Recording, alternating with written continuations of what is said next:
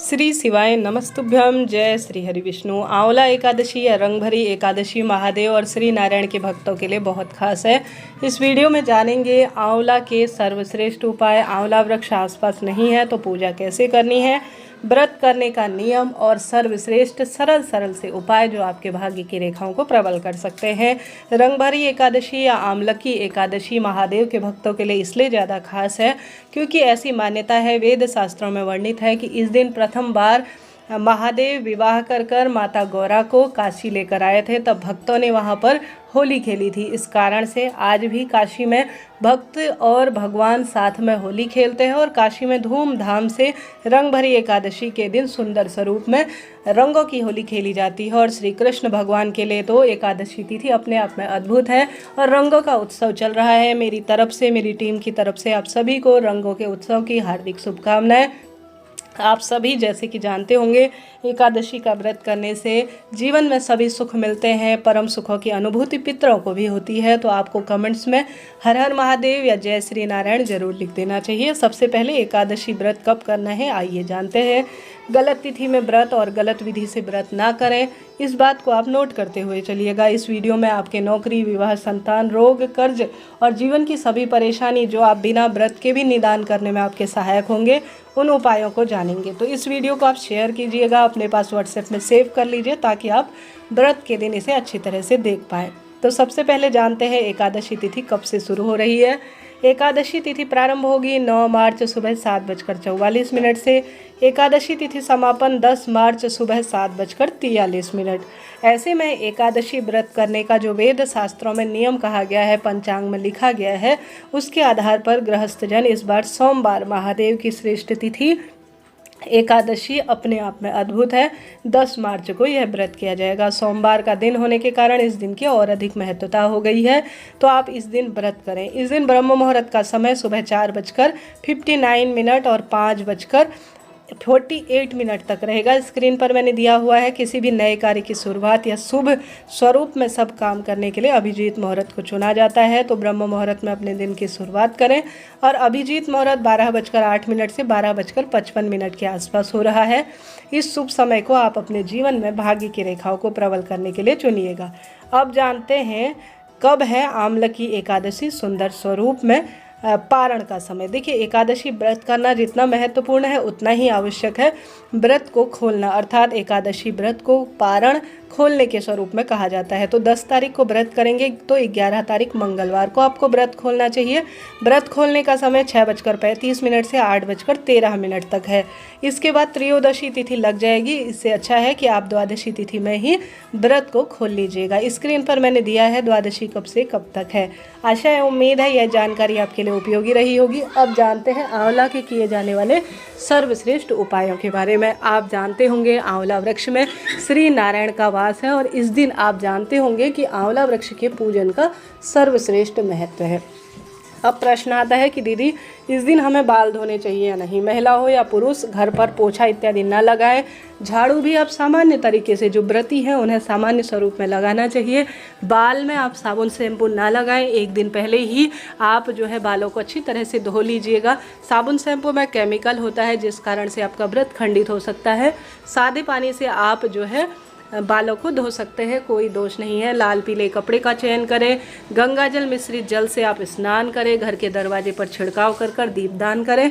विशेष तिथियों में गंगाजल मिश्रित जल से स्नान करने का पुण्य प्रताप कहा गया है। तत्पश्चात आप सभी एक चौकी में महादेव को और श्री नारायण को संयुक्त रूप से, अर्थात हरिहर को एक साथ विराजित करें और उनके समक्ष अबीर और गुलाल उनके चरणों में समर्पित करें। उसके बाद अपने मस्तक पर भी अबीर गुलाल जरूर लगाएं। विधि विधान से अपने घर पर दीपक लगाकर एकादशी व्रत की कथा सुने। भगवान जी को सात्विक चीज़ों का ही भोग लगाएं। फल इत्यादि का भोग लगाना शुभ माना जाता है। तुलसी में जल नहीं चढ़ाना है, इस बात का आपको ध्यान रखना है। सिर्फ तुलसी में आपको दीपक लगाना है। 1-2 दिन पहले आप तुलसी तोड़ लीजिएगा। भगवान को जो भी आप भोग लगाएंगे उसमें आप तुलसी जरूर रखिएगा। सबसे पहला उपाय आपको कैसे करना है, उसके बाद आंवला वृक्ष ना हो तो पूजा कैसे करेंगे यह जानते हैं। सबसे पहले आप सभी को भगवान जी को, जो शिव महादेव हैं हमारे, वह रोग मुक्तिदाता भी कहे गए हैं। आपको बाजार में आंवले का फल अभी बड़ी आसानी से मिल जाएगा। हमारे यहाँ तो 20-40 रुपए किलो हो रहे हैं आंवला। आपके क्षेत्र में क्या भाव चल रहा है कमेंट्स में बताइएगा। एक जल का लोटा लीजिए, उसमें सबसे पहले रोग मुक्ति के लिए महामृत्युंजय मंत्र का जाप करते हुए आप एक आंवले का दाना डाल लीजिए। आंवला आप जानते होंगे आयुर्वेद की दृष्टि से कितना महत्वपूर्ण है। तो सबसे पहला उपाय करने के लिए आप सभी को आंवला जो है जल के लोटे में डालना है, 5-7 मिनट छोड़ देना है। उसके बाद महामृत्युंजय मंत्र का जाप कर कर कुंदकेश्वर महादेव का स्मरण कर कर अपने घर के मंदिर में जो शिवलिंग है उसमें आप सभी को जल समर्पित करना है। उस जल को आपको थोड़ा प्राप्त कर लेना है और यह अमृत रूपी जल व्रत के दिन आपको ग्रहण करना है थोड़ा सा। और सभी जो व्यक्ति दवाई खाकर दिन की शुरुआत करते हैं उन्हें भी ग्रहण कराना है। शिव महापुराण में कहा जाता है कि शिवलिंग पर चढ़ा हुआ जल अपने आप में अमृत की बूंद की तरह है, जो भी इसका पान करता है वह परम तत्वों की अनुभूति कर लेता है। घर पर जल का छिड़काव भी करें और परम सुखों की अनुभूति आप करें। यह हो गया पहला काम। दूसरा, आपको भगवान जी को इसे भोग जरूर लगाना है, ठीक है। भगवान जी को आपको भोग लगाना है। तत्पश्चात बाद में आप आंवला प्रसाद स्वरूप ग्रहण कर लीजिए। व्रत के दिन आंवला नहीं खाना चाहते हैं तो बाद में भी आप आंवला प्रसाद के रूप में दूसरे दिन ग्रहण कर सकते हैं। अन्य जन जो घर में है विराजित है वह जो है प्रसाद स्वरूप ग्रहण करें। तो पहले तो आपको शिवलिंग पर जल चढ़ाना है आंवला मिश्रित, पहला कार्य यह करना है। दूसरा, आपको आंवले का भगवान को भोग लगाना है। और तीसरा जो है आंवला का दीपक बनाना है। आंवला का दीपक कैसे बनाया जाता है यह वीडियो मैंने पहले प्रसारित किया है, कमेंट्स में पिन है, आप देखिएगा। आंवले के जो दीपक होते हैं उनमें आप अंदर से जो आंवले की हल्की हल्की जो खोल होती है उसे निकाल लीजिए। एक दीपक का सा स्वरूप बना लीजिए। अपने घर के मंदिर में आप 2 दीपक भी आंवला के लगा लेंगे तो यह महायज्ञ के समान माना जाता है। तो यह कार्य आपको करना है। उसके बाद आपको करना है आंवला का दान। कहीं पंडित ब्राह्मण जी बैठे हुए हैं तो आंवला का आपको इससे दान करना है। कम ही सही, परंतु आंवला दान करने से अक्षय फलों की प्राप्ति होती है और रोग मुक्ति में यह सहायक होते हैं। तो आपको यह कार्य जरूर करना है। चाहे तो एकादशी के दिन करें आंवला दान, चाहे तो द्वादशी को करें, इच्छा आपकी है। तो इस तरह से आपको आंवला का यह दिव्य प्रयोग करना है।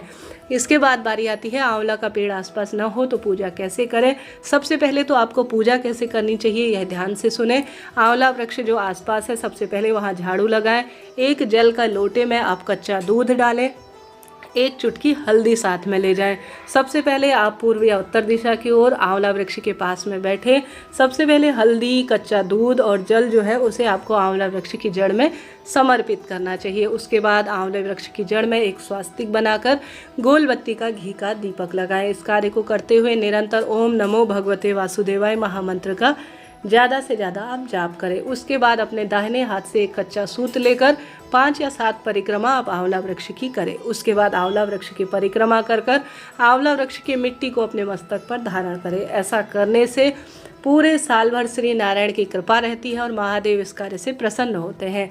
साथ के साथ अगर आंवला वृक्ष ना हो तो कोई दिक्कत नहीं, कोई भी आंवला वृक्ष की फोटो जो कि आपके घर पर विराजित हो श्री नारायण के साथ, या आप सभी आंवला का जो आपके पास फल है उसको भी आंवला वृक्ष मानकर उस पर भी रोली चंदन मोली लगाकर आप देखिए, भगवान की हम मूर्ति न होने की स्थिति में उसकी प्रतिमा की फोटो को पूजा करते हैं, भगवान की उपस्थिति का स्वरूप हम मानते हैं। तो ठीक यही बात यहाँ पर लागू होती है।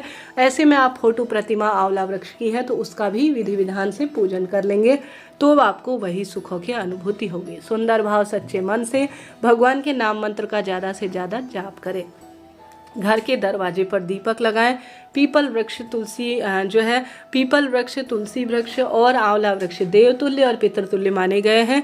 तो आप पीपल वृक्ष में भी कच्चा दूध समर्पित करें। सोमवार का दिन है, बेलपत्र वृक्ष को भी कच्चे दूध से सिंचन कर ज़्यादा से ज़्यादा दीपक लगाकर विधि विधान से पूजन कर अपने भाग्य की रेखाओं को प्रबल करें और दुर्भाग्य को दूर करें। और महादेव श्री नारायण के नाम का दीपक लगाएं अपने घर के मंदिर में। और दूसरे दिन आप सभी अपने व्रत को खोल लीजिएगा। मैंने पूरी कोशिश की कि आपको पूरा विधान में बता सकूं। किसी भी तरह से झूठ, छल, कपट इत्यादि से दूर रहें। सत्संग करें, भजन करें, रंगों की होली खेलें। घर के दरवाजे पर जो है रंगों का छिड़काव करें, थोड़ा थोड़ा घर पर भी रंगों का छिड़काव करें। एकादशी व्रत के दिन दान, पुण्य, जप, तप की महत्वता बताई गई है। किसी भी पेड़ की पत्ती ना टूटे, इस बात का ध्यान करते हुए रात्रि जागरण करना संभव नहीं हो तो साधारण सरल तरीके से आप व्रत उपवास करें, आपको प्राप्ति हो जाएगी। वीडियो मेरी उपयोगी आपके रहते हैं तो लाइक करें, शेयर करें, सब्सक्राइब करें और कमेंट्स में जय माता दी लिखना ना भूलें। मिलते हैं इसी तरह की विशेष और रोचक जानकारी के साथ। हर हर महादेव।